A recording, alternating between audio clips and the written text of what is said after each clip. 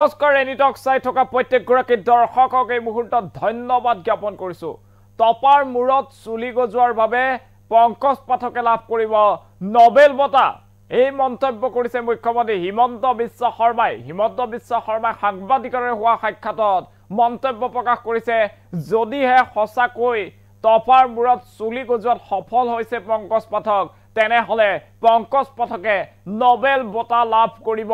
এই মন্তব্য কৰিছে মুখ্যমন্ত্ৰীগৰাকীয়ে। লগে মুখ্যমন্ত্ৰীগৰাকীয়ে কৈছে যে যদিহে সঁচাকৈ চুলি গজিছে তেনেহলে মোৰো পাছৰ ফালে চুলি নাই, ময়ো পংকজ পাঠকৰ ওচৰলৈ যাম মূৰত চুলি গজাৰ ঔষধ লবলৈ। এই মন্তব্য কৰা হৈছে মুখ্যমন্ত্ৰীগৰাকীৰ তৰফৰ পৰা। এই মুহূৰ্তত সবিশেষ খবৰ জনোৱাৰ চেষ্টা কৰিছো। পংকজ পাঠকে লাভ কৰিব নোবেল বঁটা। টপাৰ মূৰত চুলি গজোৱা পংকজ পাঠকে নোবেল বঁটা পাব।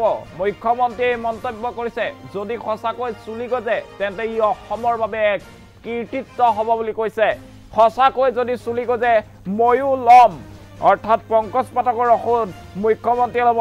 চুলি গজিব বুলি ক'লে মন্ত্ৰীয়েও পংকজ পাঠকৰ ওচৰলৈ যাব। মুখ্যমন্ত্ৰী ডক্টৰ হিমন্ত বিশ্ব শৰ্মাই ডাঙৰ মন্তব্য কৰিছে। এই মুহূৰ্তত সেই খবৰ জনাইছো, সঁচাকৈ চুলি গজাব পাৰিলে পংকজ পাঠকে লাভ কৰিব নোবেল বঁটা। এই মন্তব্য কৰিছে মুখ্যমন্ত্ৰী ডক্টৰ হিমন্ত বিশ্ব শৰ্মাই।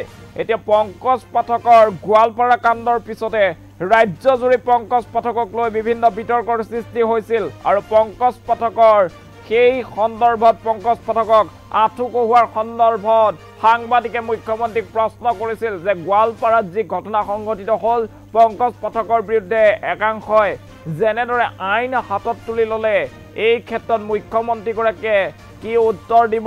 তেতিয়া মুখ্যমন্ত্ৰীগৰাকীয়ে কৈছিল যে সঁচাকৈ যদি পংকজ পাঠকে ঔষধ দিয়াৰ পিছত ৰাইজৰ মূৰত চুলি গজিছে তেনেহলে পংকজ পাঠকক নোবেল বঁটা প্ৰদান কৰা হ'ব বুলি মুখ্যমন্ত্ৰীগৰাকীয়ে কৈছে। লগতে কৈছে যে মোৰো পিছৰ ফালে চুলি অলপ নাই, যদিহে পংকজ পাঠকৰ ঔষধ লৈ চুলি গজিছে তেনেহলে পংকজ পাঠকৰ ওচৰলৈ ময়ো যাম, ময়ো চুলি গজোৱাৰ ঔষধ ল'ম বুলি মুখ্যমন্ত্ৰীগৰাকীয়ে সাংবাদিকৰ আগত মন্তব্য প্ৰকাশ কৰিছে। লগতে কৈছে যে আৰক্ষীটো বাদেই মন্ত্ৰীয়েও ঢাপলি মেলিব চুলি গজিছে বুলি ক'লে পংকজ পাঠকৰ ওচৰলৈ।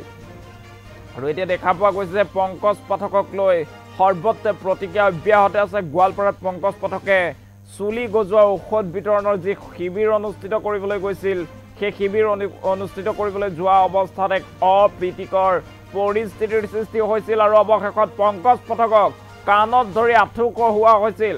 আঁঠু কঢ়োৱাৰ পিছতেই ৰাজ্যজুৰি প্ৰতিক্ৰিয়া অব্যাহত আছিল।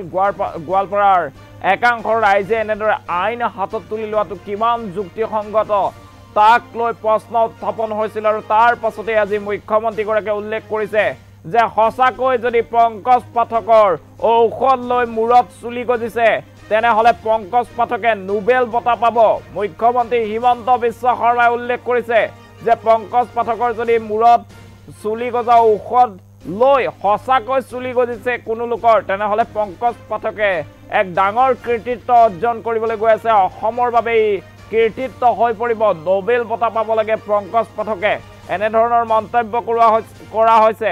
সমান্তৰালভাৱে মুখ্যমন্ত্ৰীগৰাকীয়ে কৈছে যে মোৰ পাছৰ ফালে চুলি নাই, যদিহে সঁচাকৈ চুলি গজিছে পংকজ পাঠকৰ ঔষধ লোৱাৰ পাছত তেনেহলে ময়ো পংকজ পাঠকৰ কাষলৈ যাম আৰু ঔষধ ল'ম।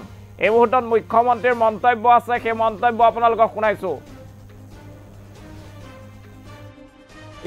সেইটো মই বুজি নাপাওঁ, কিন্তু মানে আহিছে নে নাই লগাই চাই যদি লগাই ময়ো লগাব লাগিব, মোৰো পিছফালে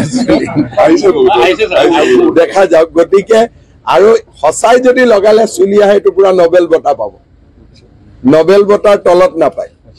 গতিকে এই কথাবিলাক আমি লাহে লাহে কেনেকে কি হয় বস্তুটো দেখা পাই থাকো, কিন্তু চুলি যদি সঁচাই আহে এইটো অসমৰ কাৰণে এটা বহুত ডাঙৰ কীৰ্তিত্ব হ'ব। আৰক্ষীয়েও ল'ব, চুলি আহিব বুলি ক'লেতো মন্ত্ৰীয়েও ল'ব, কোনে নোলোৱাকৈ থাকিব। চুলি আহিব বুলি ক'লেতো ময়ো লৈ ল'ম, হয় নহয়? গতিকে খবৰ ল'ব লাগিব আহিলে। খালি আহক নাহক অন্যায়টো নহ'লেই হ'ল। আহিছে নে নাই? ঠিক আছে, কালি দেখা যাওক। হ'ব, বহুত ক'লো আবার কিন্তু